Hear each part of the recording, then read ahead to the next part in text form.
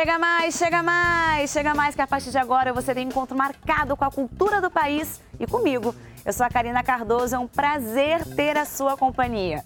Hoje eu recebo a cantora e compositora Fernanda Cabral. Ela que fez carreira na Espanha, mas está de volta ao Brasil e com novidades. E tem também teatro e dança com a premiada companhia Mário Nascimento, que comemora 20 anos de estrada. Tudo isso e muito mais. Fica comigo porque está no ar o Antenize.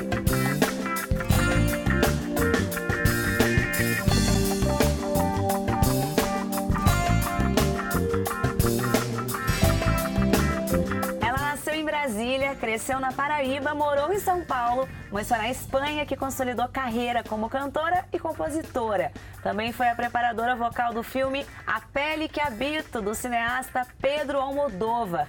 Eu tenho o prazer de receber Fernanda Cabral. Tudo bom, Fernanda? Tudo ótimo, prazer, Karina. Você que, na verdade, eu diria que é uma cidadã do mundo, né?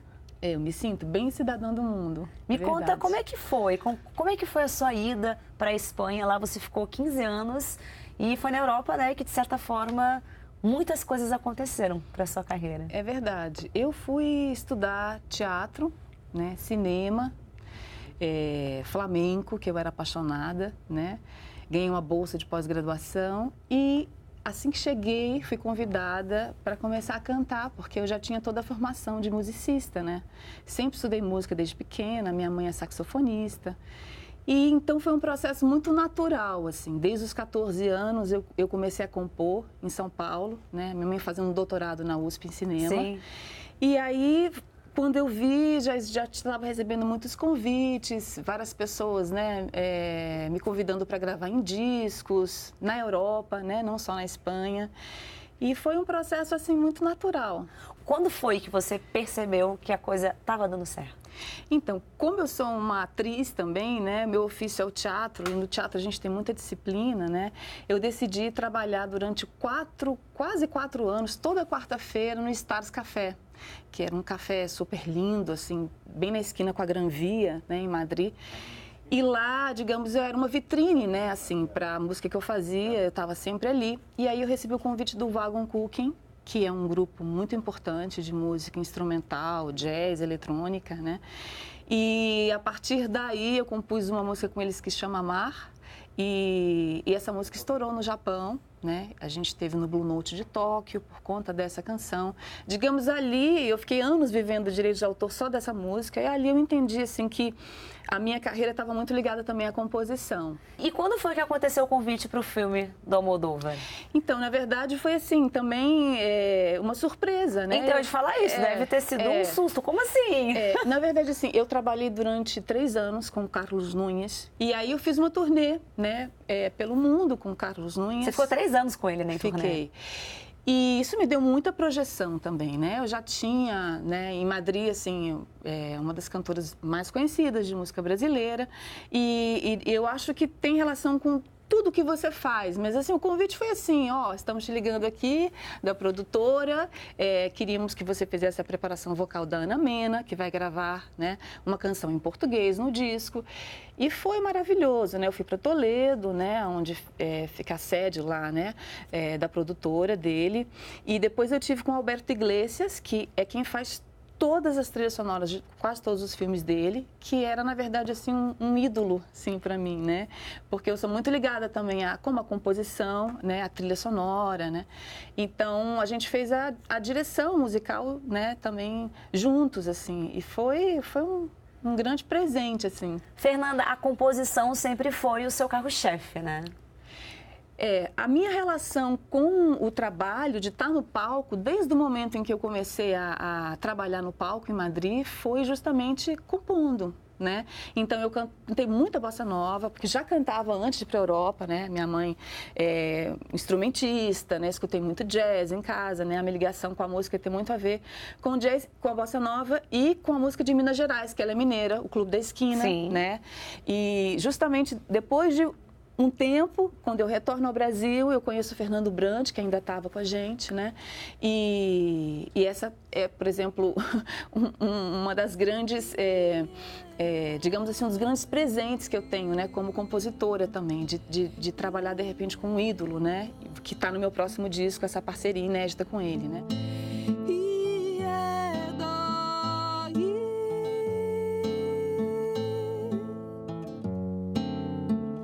A gente se persegue docemente, quase num flerte transoceânico, por falha humano, acerto mecânico.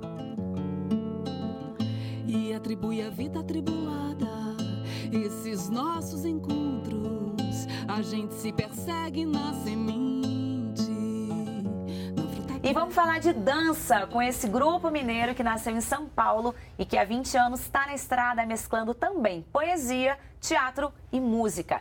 Eu recebo a diretora Rosa Antunha e o diretor e coreógrafo que leva o nome dessa companhia, Mário Nascimento. Sejam bem-vindos, tudo bom? Tudo bom. Mário, tudo começou contigo lá em 1998, junto com o Fábio Cardia, músico. Sim. Foi quando deu aí o start nessa companhia, é isso? Sim, eu já conheci o Fábio, a gente já tinha feito algumas experiências e eu acho que nós somos oriundos de um movimento de dança que aconteceu em São Paulo há 20 anos atrás, bem fixo ali no Centro Cultural São Paulo, num movimento que chamava o Masculino na Dança, incentivado por um curador que se chama Marcos Bragato. E eu acho que é o nosso padrinho nessa época. E fizemos, né, começamos com o Escapado, que era um músico e um bailarino em cena, e aí nasce a companhia. E o Escapada, na verdade, que já começou muito bem, né? Um espetáculo premiado, naquela época você levou o prêmio, né? Sim. A PCA, sim, como o melhor coreógrafo. Como é que foi esse começo já tão premiado? Foi surpreendente porque a gente não esperava nada disso, né?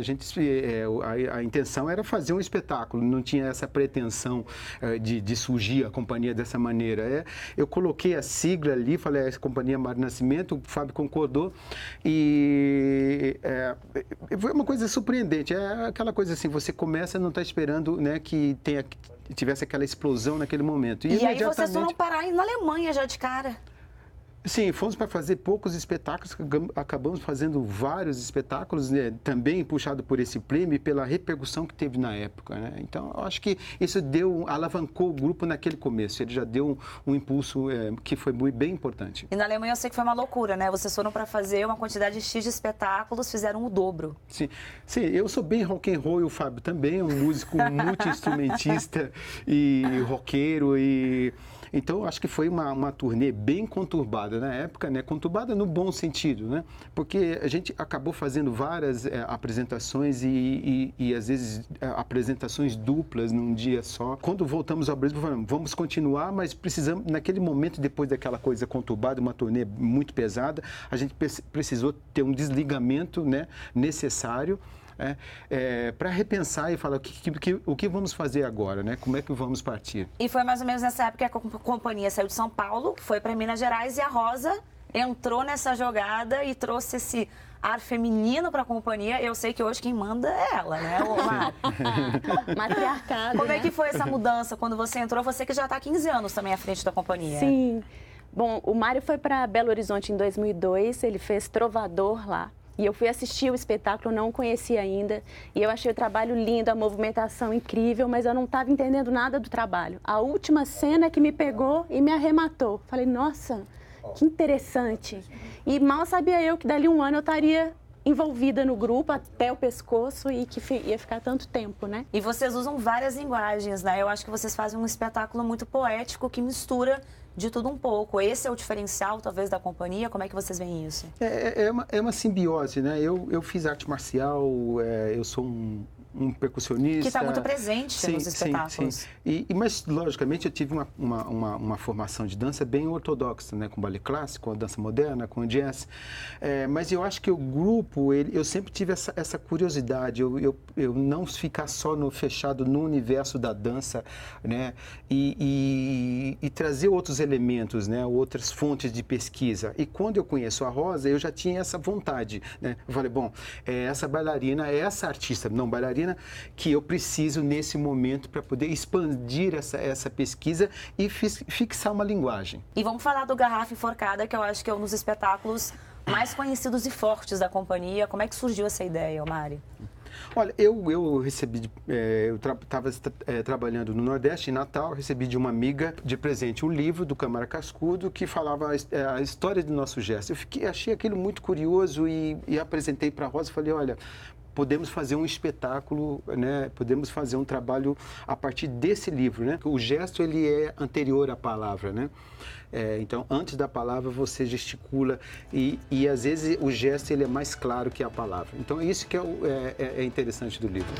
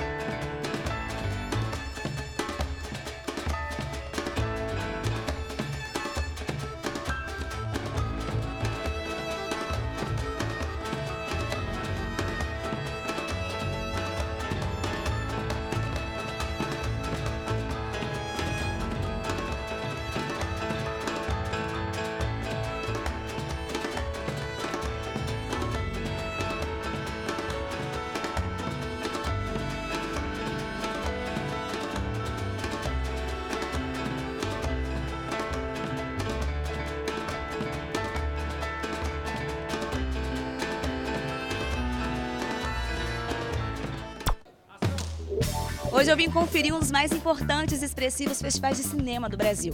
Eu tô falando do 51º Festival de Brasília do Cinema Brasileiro. Sejam todos bem-vindos e bem-vindas à 7ª Arte.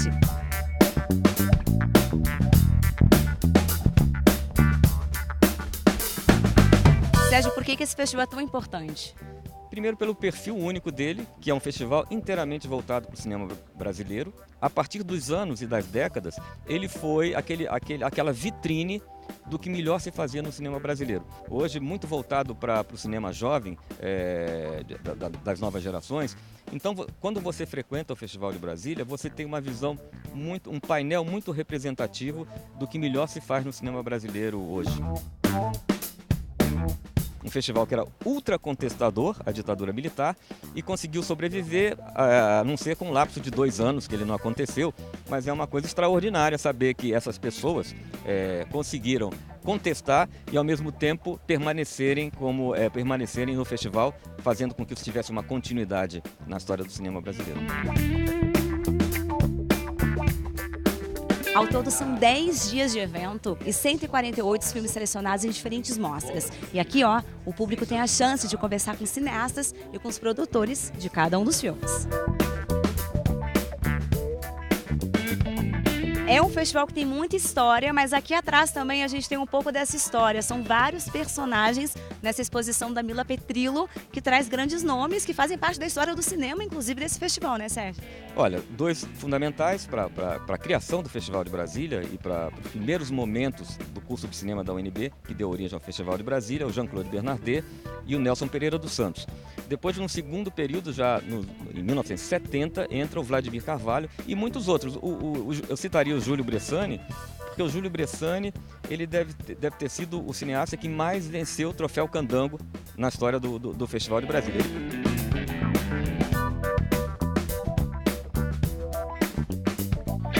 Bom, eu vou ficando por aqui. Enquanto a sessão não começa, eu vou apreciar um pouco dos personagens da história do cinema brasileiro.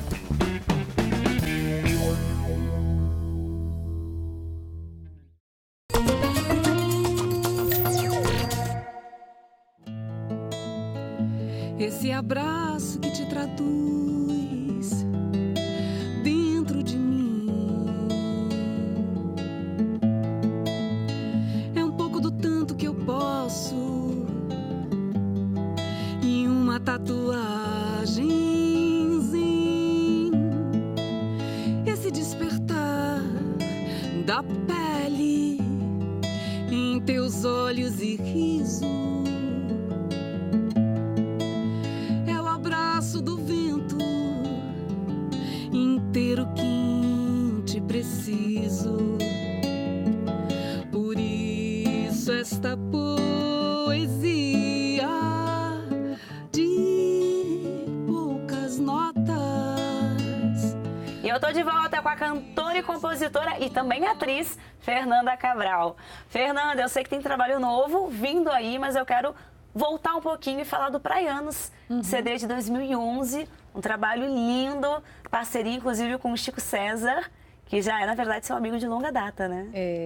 Pois é, a minha relação com o Chico é uma relação, assim, desde a infância. Ele foi aluno da minha mãe na universidade, né?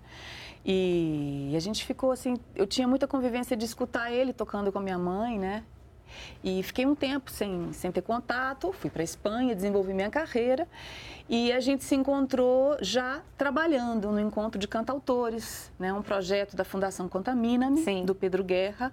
E aí, enfim, ele veio do Brasil, Lenine, a Julieta Venegas, e ali ele falou, nossa, mas eu não sabia que você, né, tinha essa carreira, né? Aí ele me convidou, a gente compôs a primeira composição. Lá em Madrid. Hora H Dia D. Depois disso, ele fez um show em Lisboa, me convidou para cantar essa canção, e lá, eu na casa do meu pai, que mora lá há muito tempo, ele me mandou e eu compus Praianos, né? E é um disco totalmente autoral, assim como o meu próximo disco. Que é o Tatuagem Zen. Tatuagem Zen. Que tá no momento o quê? De produção agora? Como a gente tá gravando. Amanhã a gente já gravamos algumas canções, né? Em coprodução com Uma, que é o produtor do Marlango, trabalhou muito tempo com Jorge Drexler, um guitarrista espanhol maravilhoso, que eu admiro muito.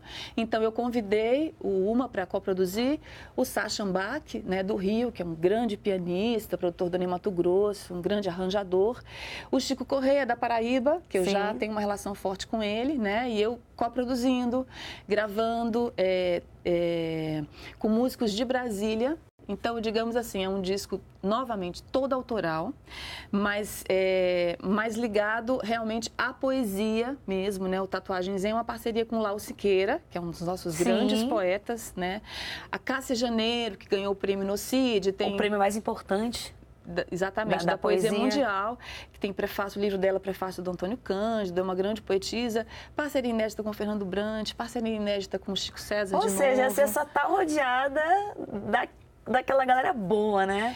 Eu tenho muita sorte, né, de ter esses parceiros, né, e desse processo acontecer de uma forma muito natural, na verdade, por um processo muito de admiração pelo trabalho deles, né, e aí eu vou mesmo, peço uma letra, uma poesia e vou trabalhando. E me fala um pouquinho mais do Tatuagem Zen. O que você me falou da poesia, mas que já é uma característica sua, né? Também enquanto compositora.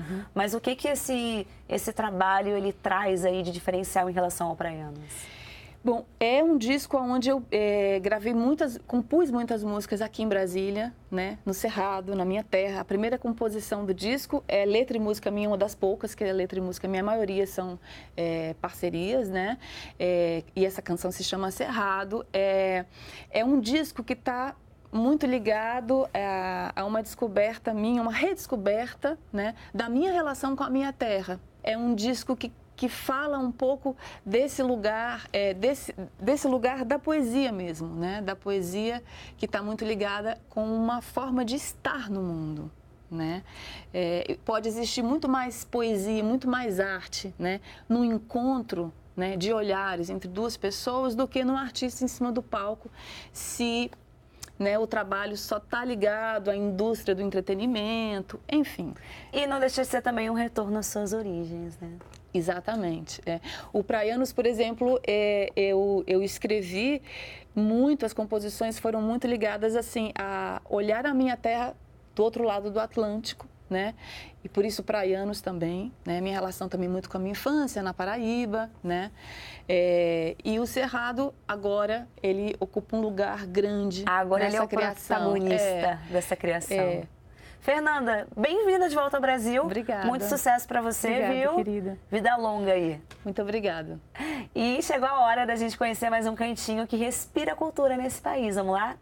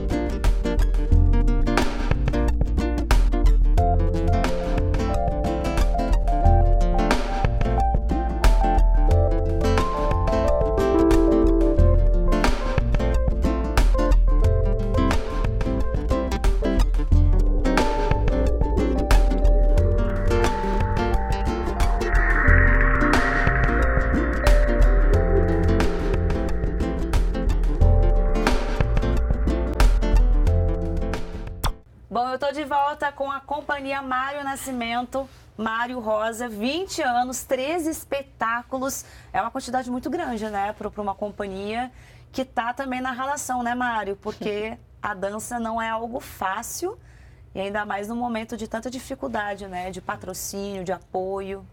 Eu acho que a cultura, nesse momento, ela sofre uma pressão muito grande. Mas eu costumo falar para o elenco, nós temos que continuar. Claro. Eu acho que a função do artista é exatamente estar presente nesse momento e falar também politicamente sobre esses assuntos. Com certeza. Eu quero falar do Dzu, que é um espetáculo lindo, né? Que o Dzu, na verdade, significa bambu em japonês, é isso? Chinês. Em chinês. Como é que veio essa ideia de trazer esse elemento que é tão forte, embora vocês não usem, de fato, a estrutura do bambu, né, na Sim, performance? A gente usa a metáfora do bambu, né? A gente trouxe a imagem do bambu para o próprio corpo, para o próprio movimento. O Mário tem muita influência de arte marcial do Oriente e o bambu, ele traz para nós também a movimentação do Kung Fu, dos katas, que inspira muito, e a metáfora da resistência.